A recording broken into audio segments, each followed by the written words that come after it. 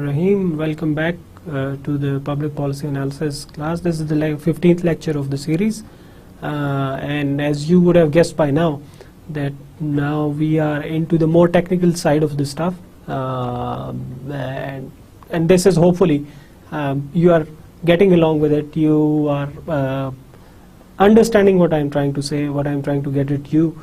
I have tried to make it as easy as possible for you. Hopefully you wouldn't have had a problem with what we've covered till now.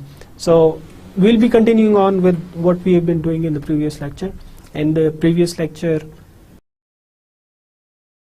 we continued with the examples of the internal rate of return and its applications. Then we also took some examples of the everyday examples that can be applied to it. One was economic shortage and the effect of regulation in pharmaceutical industry, how we tried to gauge the economic shortages by internal rate of returns, and what the internal rate of returns said about the effects of regulation, the government regulation, on the pharmaceutical industry.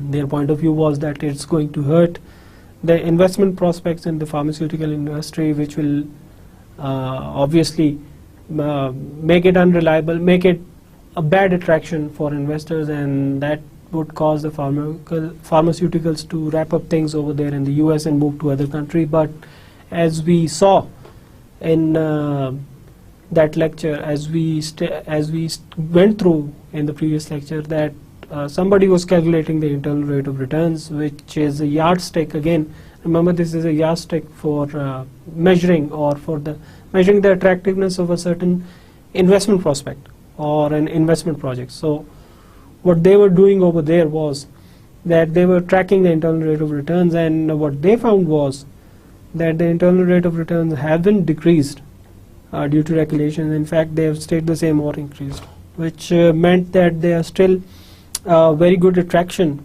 as far as investment is concerned. So their misgivings about regulations hampering the industry or causing damage to the industry, most of them were unfound. Anyway, then the economic shortages, again, keep tracking the internal rate of returns, and that could be pointed to the shortages of a certain commodity, certain product. They are indicated to it. So internal rate of return has its uses. One needs to know how to use them. After that, we went through the basics of market economy. The working of a market economy, we went through that in a lecture. In the previous lecture, our laissez-faire or market economy tends to work with where competition is prevalent, and what a perfect competition model pretty much looks like, and then the simple demand and supply analysis. I drew diagrams of demand curve, how a demand curve is formed. Then I drew some the supply curve, how a supply curve is formed, and we learned that the demand curve is downward sloping because there is a negative relationship between price and quantity. As the price increases, we would expect the quantity demanded to decrease.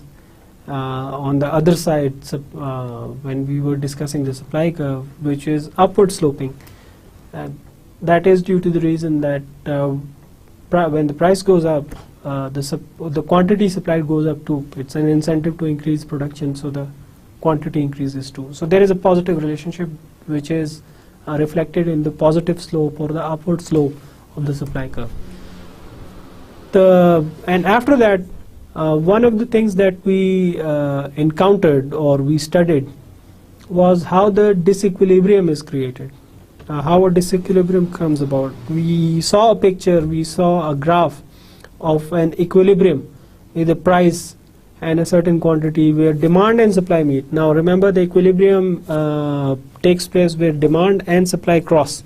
That, as I explained, it could be the price where consumer would be happy to buy the product, although he might want to have the price to be lesser, but he's also aware that the producer has to get something, and the producer is also happy that this is the price I'm getting for my product, although he might want the price to be above that. But we will see we will see that this attempt at higher prices or lower prices, it causes a disequilibrium which is not in anybody's interest. I gave then in a short, a very in a short depiction, in just a short graph, not a very good drawing, I remember. I'm not very good at it, honestly. But anyway, I drew some the basic supply and demand curve and showed you how consumer and producer surplus that we are going to study in the future, and we are going to discuss a lot in the future. It is reflected in those triangles, that one is above the equilibrium price line and one is below the equilibrium price line. These are consumer and producer surpluses, and why they are known as surpluses, why they are called surpluses, why not just surplus for why not just by any other name. And then I drew something about the short run curve. I remember that I said that this is the short run fluctuation where supply curve shifted back, and as a result, what happened was that the demand, the shift in supply curve caused the price to increase because the demand was the same, remember, but what happened to supply curve was that there was a negative shock. The supply, that is reflected in the backward or the left shift of the supply curve, which meets the demand curve somewhere higher, with an implication, graphically at least, and logically it is that the price would increase because the demand is the same but the quantity supplied has decreased. There is the same demand, there are same number of people demanding that same thing, but the supply has increased, so the natural outcome would be that the price would rise because supply doesn't meet the demand. With a higher price, you would expect that the demand to decrease. Graphically it does, in the real world it might not, it does to varying degrees. Remember over here, another thing, I think I didn't discuss it in the last lecture, I think this is a very appropriate forum, very appropriate place to discuss it, is that there are certain assumptions. They are known as ceteris paribus assumptions. Again, those who have taken economics have already those who have taken economics are already aware of this ceteris paribus assumption, which says that let everything remaining the same. So over here, when we are doing this simple graphical analysis, what is happening over here is that we are taking many things as constant, saying that look, this is just for the moment, just consider these things constant and we'll consider only one thing, like a price increase. We are not considering the increase in population, the increase in other, the change in tastes or some stuff like that. No, we are not considering that. We are just considering one variable. Now, this is a pretty limiting condition, but this is how graphical analysis is done for simplicity, at least for the beginners.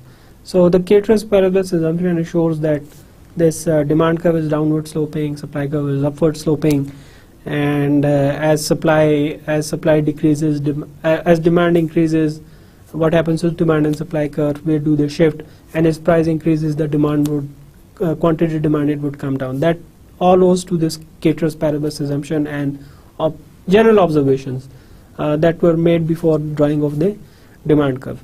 So, but we also saw what happened when equilibrium is disturbed.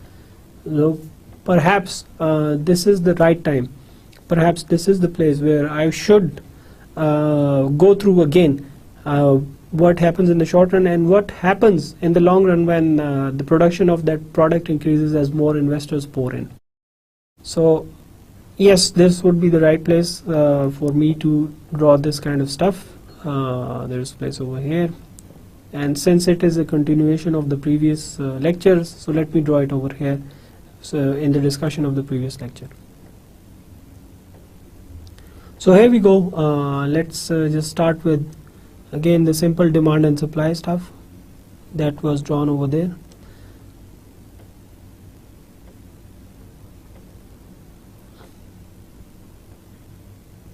Sorry again, but not very good at this stuff, just making you understand this stuff.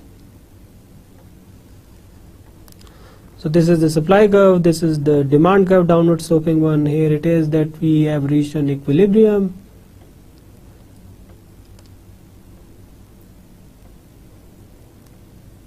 There you go. This would be the quantity demanded.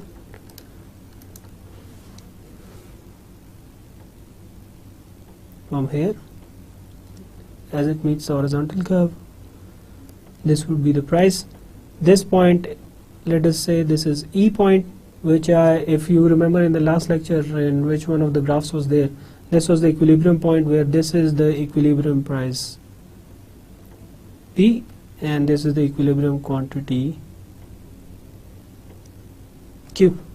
So now this is the equilibrium, right? So we are in a situation of equilibrium. But what happens when there is a negative supply shock or the supply of a commodity decreases? This is in the short run. So let's just draw the lines again, the horizontal and the vertical. This is the horizontal and then the other one is the vertical one. Again the demand curve, then the supply curve, upward sloping. Here you have your equilibrium as in the previous one, the equilibrium price and quantity. Now there is a shock in the form of reduction in the supply of a specific commodity. So that is shown, as you would remember from a previous lecture, what that is shown over here is like this. The supply curve has shifted over here. Supply curve has shifted back. Now watch remember where the supply curve meets the demand curve. Over here. This is our original demand curve. The new supply curve meets it over here. So the new price, if you extend it to the vertical axis, it would be over here. And then if you extend this over here, this would be your new quantity demanded. First thing that happens is when there is a shift in supply curve is that it shifts backwards. It meets the original demand curve, the new supply curve. It meets the original demand curve over at this point, which we should call equilibrium 1. This is the new equilibrium point. But the price is much higher. It's P1 now. Price goes up. After the price goes up, you see that the demand decreases. Demand for the quantity decreases, and that is shown over here by a movement towards this side from the original Q to, let's say, Q1. So this is what happens in the short run. What happens over here is, or what is happening over here is that with this exogenous shock, when the supply curve moves backward, the price increases because demanders are same, but there is less quantity. The natural result is a higher price, and as price goes up, the logical next step that follows is that the quantity demanded decreases because at the higher price, not everybody is able to buy that product. What happens from an investor or producer point of view is that as the price goes up, the profitability of the product A also goes up. Now as the profitability of this product A goes up, what happens is that its internal rate of return also goes up. And again, recall what I said in the last lecture is that as the profitability goes up, it implies that the future income stream, the future income, projected income, it also goes up. As that goes up, obviously, naturally the value, the internal rate of return or the discounted values, the present values would also go up. So it would make it the product A, in this case, in the short run where there has been a negative supply shock, it would make for a good investment. So we are expecting, what we are expecting over here is, according to the market principles, what we are expecting over here is that investors would rush in, the producers would come to this side because there is now a higher internal rate of return over here in this product, and they can garner more profits from it. So this is what happens in the short run, that as the price increases, the demand decreases, but the price increase induces more people to come in. This is the short run. Now let's see what happens in the very long run. In the short run, they'd be making a lot of profits, the ones who are already there. That would mean that other producers would also come in because of the profitability. In the long run, what would happen over here is that the demand curve, the supply curve, it would move back again over to the same place. So suppose, let's come over here. Yes, here you go. Let's draw the y and x axis again. You have this demand curve falling down, you have the supply curve going up. So suppose this is the new equilibrium, the ones that, in fact, that was the original equilibrium. So and this was the new equilibrium which was established after the supply curve moved outward or backward. The new price and the new quantity demanded. This is the original one, and this is the original quantity.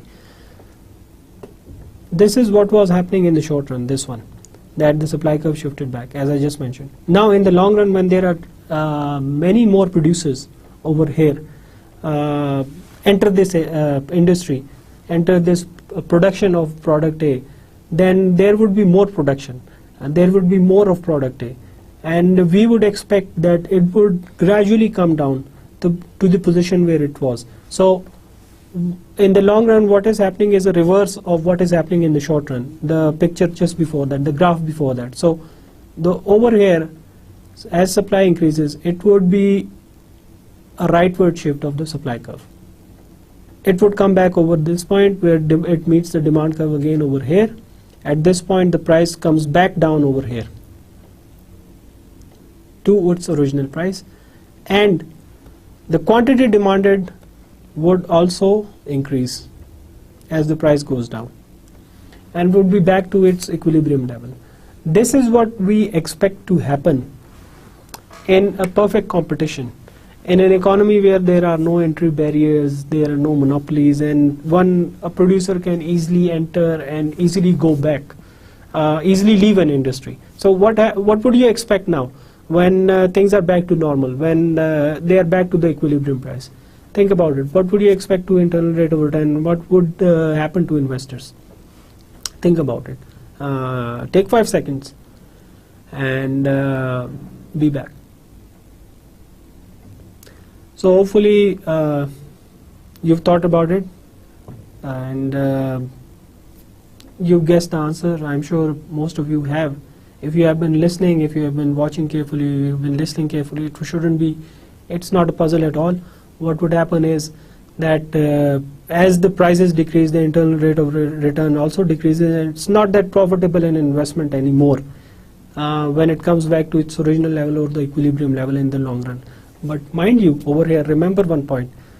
Does that necessarily mean that the investor who has invested his money, or the producer who has invested his time over here and money over here in production of this product, would leave as the internal rate of return comes down? Not necessarily. It a lot depends upon what kind of investment option does the investor have over here. Is there an investment with an internal rate of return greater than this one of product A, or is it the fact that despite the internal rate of return coming down a little bit, it is still more feasible, it is still more than what is being offered by alternative investment? So a lot depends upon the comparisons of internal rate of returns. Even when the internal rate of return in the long run comes down, as we've just depicted in the graph, you would expect the investor not just to pack up his bags and leave. He would be making a comparison of alternative investments through the internal rate of return and see whether this industry is still profitable, this investment option is still profitable, or should I move to another industry? So this is how this this thing works in the short run and the long run, this equilibrium process, this coming back to a certain point, this entry, this leaving, this change in internal rate of return. So hopefully you would have understood it by now, It is very clear to you now. As I said, for those who have already taken economics, this is a child's game. This is not difficult to fathom at all. But perhaps there are many people, perhaps there are many students who haven't taken this course, who haven't taken economics. So there was need to clarify this thing so that we can then move ahead. So hopefully by now you've understood this thing. All right, we are all done with this simple analysis, graphical analysis, and it is perhaps time to remind you that we did another thing besides this one, and that was the introduction of consumer and producer surplus and those triangles in this demand and supply analysis, in this demand and supply diagram, which shows that part of consumer surplus in a triangle and part of producer surplus in a triangle. So you need to remember that, because we'll be going over that stuff again and again. It's very important in terms of public policy and in terms of public policy analysis. So make an effort to understand that. Let's move towards today's lecture. That would be, so before we move very further on graphical stuff, it is very important to go through the rationale of government's involvement in an economy. So there you go. For some time now, for some moments now, you wouldn't be dealing with all this technical stuff, so I'm sure you'd be pretty happy. I'm happy too. So anyway, let's go ahead with it. Free market advocates do not like government's presence in the economy. जो free market advocates हैं, ये एक नाम जिनका है libertarians, वो ये कहते हैं कि हुकूमत की कोई इन्वॉल्वमेंट सिरे से इक्तिसादी उमूर में होनी ही नहीं चाहिए, क्योंकि उसका नुकसान बहुत है, फ़ायदा कम है. That is the point. That is one of the extreme points. जिस तरह हर आपको शोबा है ज़िंदगी में एक ऐसा तबका मिल जाएगा जिसका बिल्कुल एक एक्सट्रीम पॉइंट है, कोई दरमियाना रास्ता नहीं है. इस तरह लिबर्टेरियंस भी जो है उनका एक एक्सट्रीम पॉइंट है, उनकी एक एक्सट्रीम सोच है. वो ये है कि हुकूमत की बिल्कुल कोई प्रेजेंस ही ना हो इकोनॉमी में, बिल्कुल मुदाखलत ही ना हो इकोनॉमी में. That is what the point of view is. Anyway, we'll see. We'll discuss whether it's good or not. They believe in the working of the price mechanism, a mechanism through which prices in an economy allocate resources. They are the signals that guide resource allocation. अब देखें price mechanism है ये, जिस तरह बात करते हैं free market economist जो होते हैं. अब फ्री मार्केट इकोनॉमिस्ट और लिबरल्स में थोड़ा सा डिफरेंस है. फ्री मार्केट इकोनॉमिस्ट जो होते हैं वो इतने हॉकिश नहीं होते, इतने ज़्यादा एक्सट्रीम एक व्यू नहीं लेते, लेकिन उनका व्यू ये है कि प्राइस मैकेनिज्म जो होता है इकोनॉमी में, जो कीमत का मैकेनिज्म होता है, ये कीमत होती है, वो एक बहुत बड़ा पॉइंटर होती है. कीमत जो है वो रिसोर्स एलोकेशन, कि रिसोर्स किधर जाना चाहिए, इन्वेस्टमेंट किधर जानी चाहिए, सेविंग किस तरफ जानी चाहिए, वो उसका तयन जो होता है वो कीमत करती है किसी भी इक्तिसादी उसमें, किसी भी मुल्क में, उसकी इक्तिसादियात में. Price is the guiding principle of the allocation of resources. Prices are like signals that guide resources, that guide investors, that guide savers, that guide producers, that guide consumers of what to do, how to behave. So this is the price mechanism, and it's very basics, that the price is the one that will dictate what happens and what doesn't happen, and what route should a person, anybody should take. Government's involvement, they say, can only distort the price allocation mechanism and thus introduce unwanted distortions in the smooth functioning of an economy. So उनका ख्याल ये है कि जो ये price mechanism है, यानी कीमत जो हर चीज़ का तयन कर रही है या एक इंडिकेशन दे रही है कि रिसोर्सेज या वसाइल किस तरफ जाने चाहिए, वो मैकेनिज्म बड़ा ठीक ठाक काम करता है. लेकिन हुकूमत जब उसमें इन्वॉल्वमेंट करती है, उसमें जब टांग अड़ाने की कोशिश करती है, तो वो मैकेनिज्म खराब हो जाता है, उसमें मसला पैदा हो जाता है. अब how does this work, you might wonder. Remember, recall, we just went through an example. अभी हमने एक मिसाल की कि प्रोडक्ट ए जो है, जब उसकी कीमत इंक्रीज हो जाती है, जिसकी कीमत बढ़ जाती है, तो देखिए वो जो इन्वेस्टर है वो उसके लिए एक सिग्नल होता है कि इस चीज़ की कीमत ज़्यादा है, इसका इंटरनल रेट ऑफ रिटर्न ज़्यादा है, तो इस तरफ जाएं. तो इन्वेस्टर जो है वो इस तरफ जाएगा, और फिर लॉन्ग रन में मैंने बताया कि उसकी जब इंटरनल रेट ऑफ रिटर्न कम हो जाएगी, कीमत वापस आ जाएगी, तो फिर हम क्या एक्सपेक्ट कर सकते हैं. सो देखिए ये कीमत जो है ये इस चीज़ का तयन कर रही है कि इन्वेस्टर किधर जा रहा है, जिस जो हमने अभी मिसाल पढ़ी. So price is a guiding mechanism. However, over time, government has remained as a part and parcel of economic activity. There are many advocates from all backgrounds who advocate government's active involvement in economic affairs. जो एक हमने शुरू के lectures थे उसमें एक बात जो हमने डिस्कस की थी पब्लिक पॉलिसी के बारे में कि ये अरस्तु वगैरह के ज़माने से ये चीज़ चली आ रही है, सुकरात वगैरह के ज़माने से, वो पब्लिक पॉलिसी की डिबेट। इसी तरह देखें जो उनकी डिबेट्स हैं उसमें इकोनॉमिक्स भी थी कि हुकूमत का क्या रोल होना चाहिए। अरस्तु वगैरह और सुकरात वगैरह की डिबेट्स में इकोनॉमिक्स भी थी कि इक्तिसादी तौर पर हुकूमत को क्या करना चाहिए।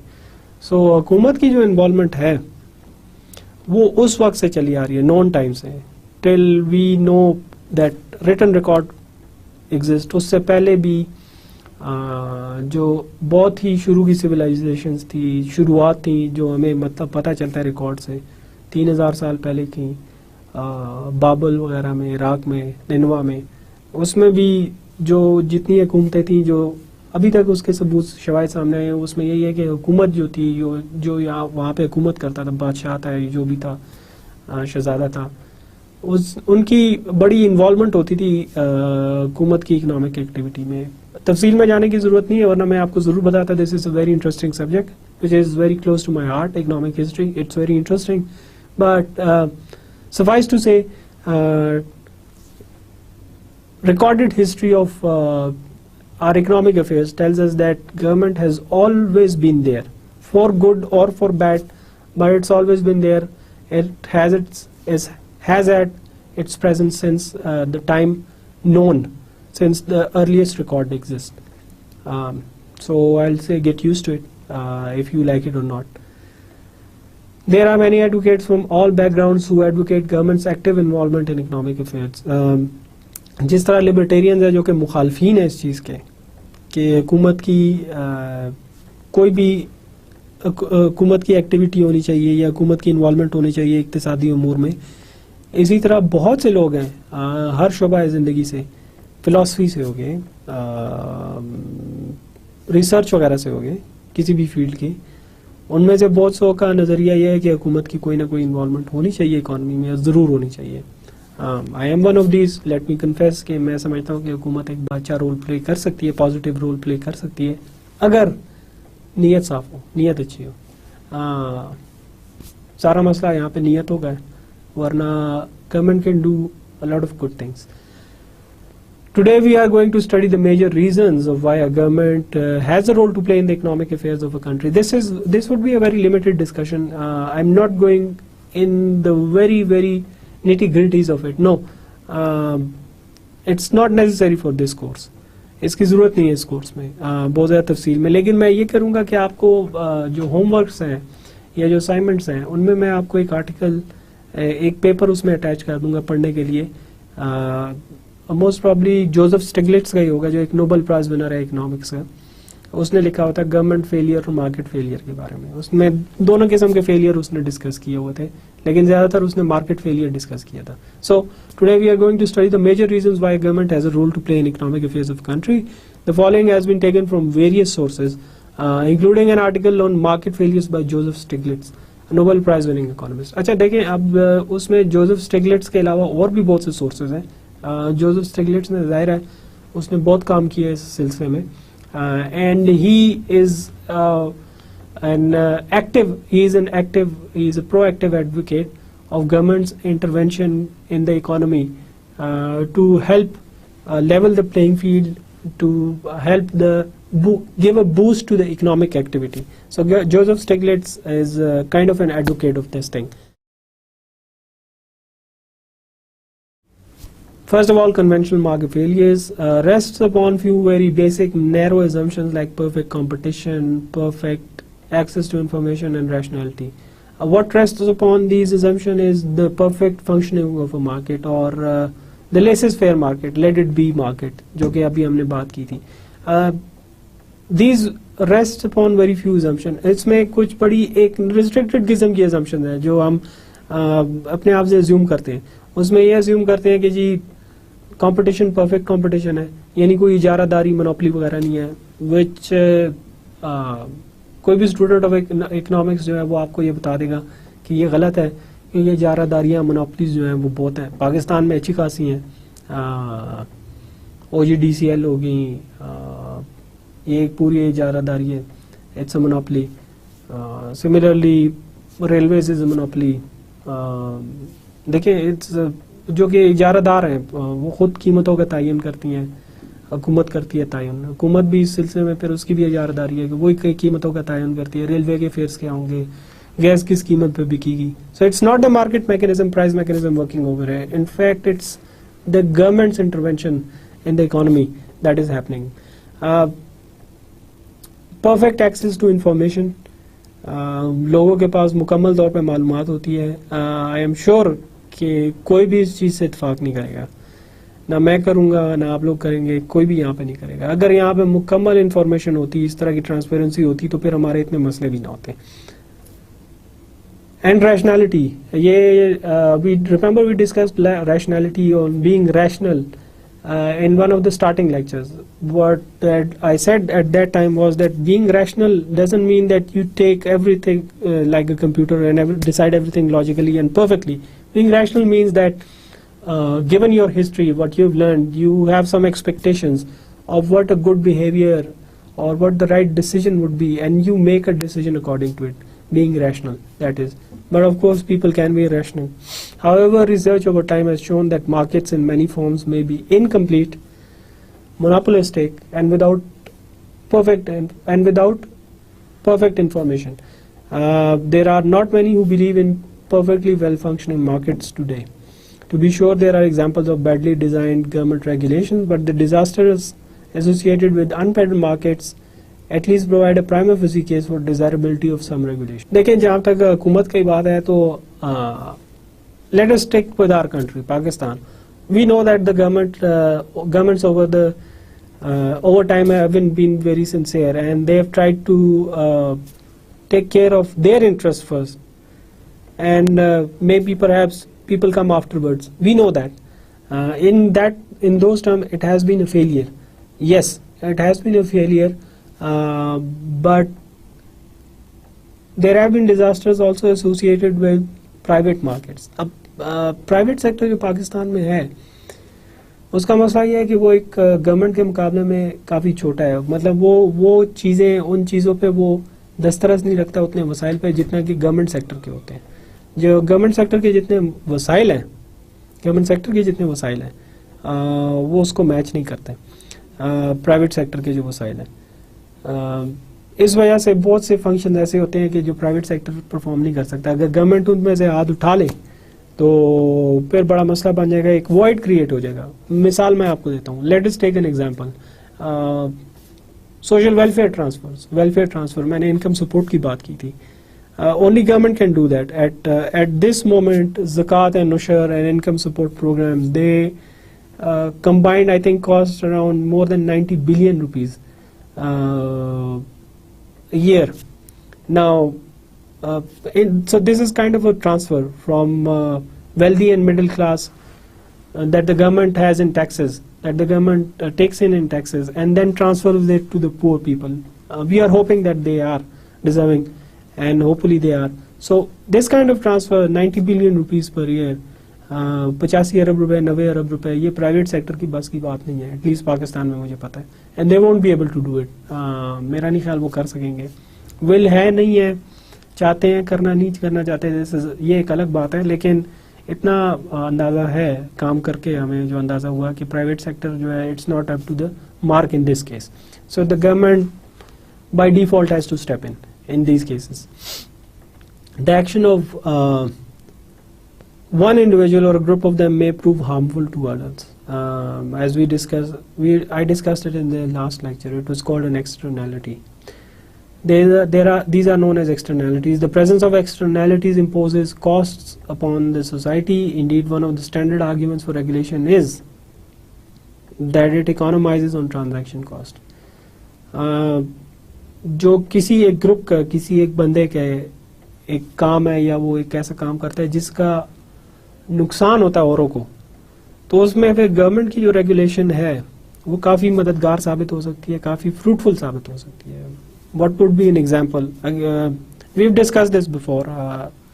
I gave you the example of the pollution in the Margila Hills and what they were doing with it, and what the companies are doing, and that pollution that has caused a lot of problems for people, like lung infections. So if now the government, what it can do over here and what it has failed to do up till now, is that they could regulate, in fact make that activity stop over there and regulate further activity so that no harm comes to the people's way. Now private sector पे अगर आपने ये काम छोड़ दिया तो वो तो बिल्कुल ही कुछ नहीं करेगी, क्योंकि प्राइवेट सेक्टर ही उधर है जो कि ये माइनिंग का काम कर रहा है, तो और माइनिंग और वहाँ पे इंडस्ट्रियल एक्टिविटी कर रहा है, तो you don't expect them to stop. You would expect government to enforce it. Government has the authority to enforce its decisions. कि ये हुकूमत करेगी, private sector नहीं करेगा. So in this case, government is stepping in to economize on transaction costs. What's the transaction cost in this case? The cost of healthcare. It could be prevented by the government if they impose certain regulations upon the working of the private sector in those hills. There are several particular categories of market failures. We have regulations designed to mitigate the extent of externalities. These include zoning restrictions, environmental restrictions. ये मुख्तलिफ किस्म की restrictions, zoning restrictions होती हैं, ये शहरों के लिए होती हैं कि zone बना दिए, या फिर industry के लिए होती हैं, industrial zones होते हैं कि इससे बाहर नहीं होगी, इसके अंदर ही होगी. Environmental regulations designed to maintain competition and to ensure that natural monopolies do not abuse their monopoly position. Monopolies की regulation होगी. एक अलग बात है कि अगर हुकूमत ने खुद ही अपने इदारों को monopoly बनाया हो, लेकिन हम just for the sake of argument we are saying that for the purpose of maintaining competition and to eradicating monopolies, government can always step in and regulate this business. बाहर ममालिक में एंटी कंपटीशन कमीशंस हैं और anti monopoly commissions हैं, anti monopoly commissions हैं जो कि monopoly के तोड़ने के लिए ख़ास तौर पे वो लोग काम करते हैं. And there are numerous judgments, there are certain laws over there that have to be followed so that monopolies don't form and monopolies don't cause harms. What the usual way they do it is that they break up the monopoly into certain pieces and that they are owned by other people, not by the same person who owned the monopoly. So they compete with each other. That is what happens. In Pakistan we have a competition commission too, which deals with these kind of issues, and it has been doing good work, let me tell you. So there are some institutions in Pakistan, there are some places in Pakistan that are doing good work. Competition Commission of Pakistan is one of them. If you get the time, do go on their website and you can download a few reports what they've been doing, and it's amazing. It's very interesting, if not amazing, it's intriguing. You'll get to learn a lot from it, how competition works, how anti-monopoly practices are carried out, laws are carried out. There is a large set of regulations aimed at protecting consumers in areas like financial services, food safety, etc. So the crux of this kind of argument is that government regulates for a certain, it has a certain aspect in mind, it has a certain target in mind when it talks about regulations. When it wants to enforce regulations, there is something in their mind that they are aiming at. Information is a public good. All individuals want to be assured that if they put money in a bank will be there when it comes to when time comes for them for withdrawing their money anytime. In many instances, private sector tries to hold on to that information from the public. Private sector is not very good at providing or transparent information. Neither is the government sector. Pakistan में तो government sector का भी यही हाल है, वो information छुपाने की कोशिश करते हैं या गलत बताने की कोशिश करते हैं. Previous lectures में जिससे पहले lectures हो चुके हैं उनमें मैंने आपको एक मिसाल दी कि किस तरह वहाँ पे figure fudging होती है, यानी नंबरों को तब्दील किया जाता है कि जी बस देख लें सब कुछ अच्छा है, लेकिन in reality शायद वो इस तरह का होता नहीं है. काफ़ी दफ़ा ऐसा होता है. अगर प्राइवेट सेक्टर ने यहाँ पे इस मामले में it is guilty, then government sector जो है वो उससे ज़्यादा गिल्टी है, उससे ज़्यादा गुनाहगार है इस मामले में. Anyway, that was we heard about the establishment of a central bank in a podcast. recall that podcast about this establishment of the Federal Reserve in the United States. That was a public policy option too. That was the result of weakness in the private markets rather than the government's fault. Private banks, they were failing, and in many instances it had happened that they failed. There was a bank run, and it had adverse effects upon the economy, the output of the economy, the real activity. So what the government did was that it was not that they just certainly had an intuition. उनको अचानक एक ख्याल आया कि एक central bank होना चाहिए. नहीं, ये प्राइवेट बैंक्स जो थे, यानी प्राइवेट सेक्टर, उसकी कुछ कमजोरियां थी जिसकी वजह से बैंक रन्स हुए, बैंक्स खत्म हो गए, जिसकी वजह से बहुत प्रॉब्लम्स क्रिएट हुए, जैसे कि अनएम्प्लॉयमेंट के, जॉबलेसनेस के. उस चीज़ को टेक केयर करने के लिए, उस वीकनेस को टेक केयर करने के लिए हुकूमत ने सेंट्रल बैंक को कायम करने का फैसला किया अमेरिका में. और किसी भी मुल्क का सेंट्रल बैंक देख ले, वो उनमें से जो बड़े पर्पसेस होते हैं सेंट्रल बैंक के, उनमें से एक यही पर्पस है कि जो इस तरह के बैंक रन्स हैं उनको जो है वो फ्यूचर में ना हो और इस तरह के मसाइल पैदा ना हो. सो thus the government's intervention became necessary. Government's intervention by default, कोई था ही नहीं. प्राइवेट सेक्टर जो है वो खुद कभी करीब नहीं आया. उन्होंने कभी अपने प्राइवेट बैंक्स जो हैं प्राइवेट सेक्टर में, वो कभी भी ऐसा नहीं हुआ. पाकिस्तान की तारीख आप उठा के देख लें, दुनिया की एक तारीख उठा के देख लें इक्तिसादी, pick up economic history, and you wouldn't find an instance where the private sector got together and said that let us establish a central bank so that bank runs won't happen. No, they never did that. So government had to step in by default. Irrationality. We've touched upon this before in a previous lecture. Yes, I just discussed irrationality in this lecture too, okay, what it means. The standard comparative equilibrium model assumed that all individuals are rational in their decision making. It explains why rational individuals, households interacting with profit or value maximizing firms in a competitive marketplace might not result in Pareto efficient allocations. You don't need to care about what Pareto efficiency is. We will be discussing it in one of the next lectures, but Pareto efficiency basically is that you make someone better off, then while at the same time you are not making anybody worse off. That's Pareto efficiency. Pareto efficiency ये कहती है कि एक बंदा जिसकी हालत बेहतर हो जाती है किसी पब्लिक पॉलिसी की वजह से, तो फिर पब्लिक पॉलिसी को ये करना चाहिए. Pareto efficiency का क्राइटेरिया ये है कि उस पब्लिक पॉलिसी के तहत अगर एक बंदे या दो बंदों की या एक ग्रुप की हालत बेहतर हो रही है तो उसका किसी को नुकसान भी नहीं पहुंचना चाहिए, किसी को नुकसान भी नहीं पहुंचना चाहिए, तो फिर वो Pareto efficient पॉलिसी होगी. डिस्कस करेंगे आगे, उसके ग्राफिकल एनालिसिस भी करेंगे आने वाले लेक्चर्स में, घबराइए नहीं. But individuals may not be rational and may deviate from rationality in systematic ways. We've discussed this before. Again, rationality ज़रूरी नहीं है कि जो guesses लोग लगाते हैं, ज़रूरी नहीं है कि मैं अब जो मेरा जो एक्सपीरियंस है मेरे ख्याल में कि जो फ्यूचर में होना है, मैंने एक गेस लगाया हुआ है कि मेरा इतना खर्चा होना है क्योंकि इससे पहले मेरा इतना होता रहा है. ज़रूरी नहीं है कि मैं सही हूँ. अक्सर औकात ऐसा होता है. In fact this is reality and I'm telling you this is something a personal experience कि there are uncertain events, unexpected events. बहुत से इवेंट्स ऐसे होते हैं जो मैं एक्सपेक्ट नहीं कर रहा होता. महीने के शुरू में, महीने के आखिर में, महीने के दरमियान में ऐसे इवेंट्स हो जाते हैं जिसमें मजीद खर्चा करना पड़ता है. तो उसमें फिर रैशनैलिटी जो है वो उसका वो और जो उसके रैशनैलिटी के तहत जो एक लॉजिकल हम लोगों ने एक वो बनाया होता है कि इसी तरह होगा, इससे ज़्यादा नहीं होगा, that tends to go into the background, and that tends to be wrong. Individuals and even more so societies sometimes end up making a bad decision and have to be saved from themselves. बहुत से दफ़ा ऐसे भी होता है कि societies collectively make a bad decision. They don't make a good decision and then they rationality or governments, it is the government's intervention that has to make the things better, which society or the group of people or people have made bad for themselves. Probably we'll study a few examples of that in the future lectures, but not right now.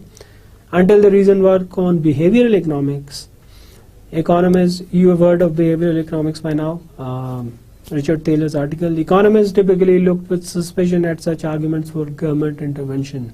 But insights from behavioral economics has changed these views.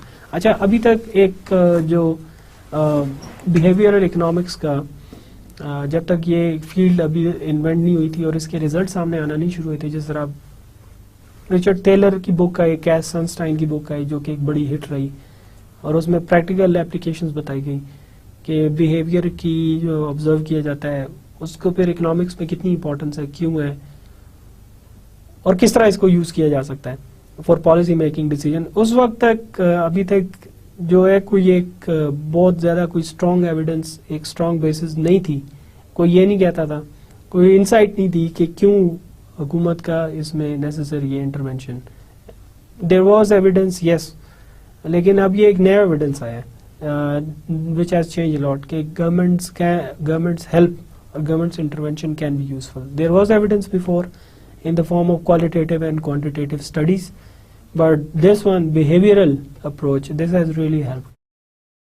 Let's see how.